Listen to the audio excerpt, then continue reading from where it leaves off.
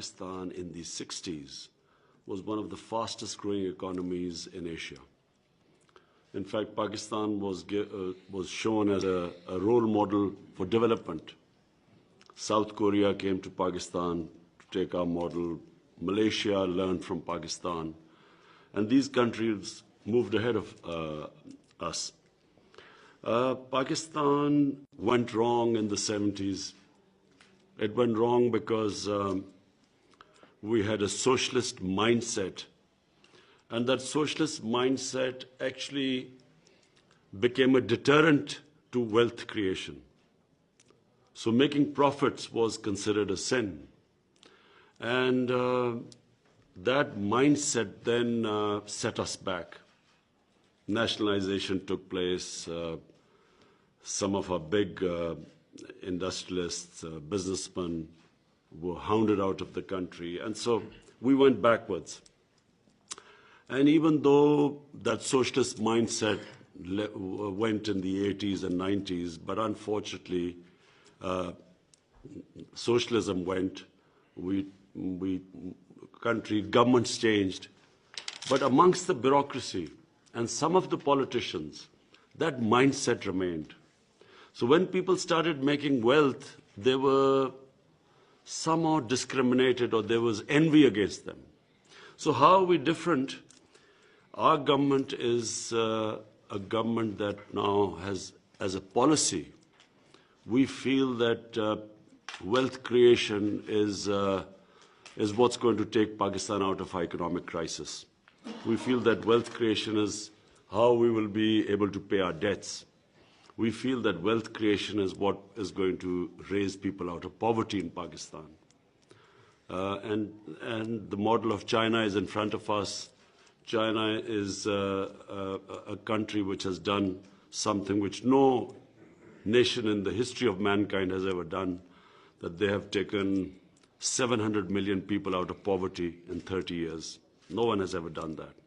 And one of the ways was that they allowed wealth creation, and then they had specific programs to lift the bottom tier of the people out of poverty. So we, as a government, our main concern is to take people out of poverty. To take people out of poverty, we have to allow people to make money. The more money is made, the more wealth is created, the more we have ability to raise taxes, and through them we can then use that money on the bottom tier of our society.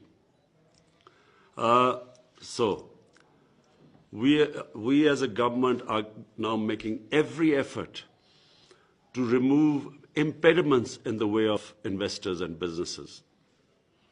We have an office set up in the Prime Minister's Secretariat, and the job of that office, our Board of Investment, is to make it easy for people to invest.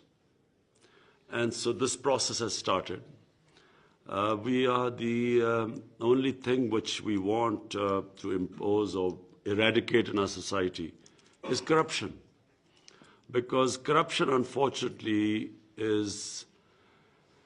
makes it difficult for especially the small and medium industry to flourish, but also for investors, genuine entrepreneurs to prosper in a society.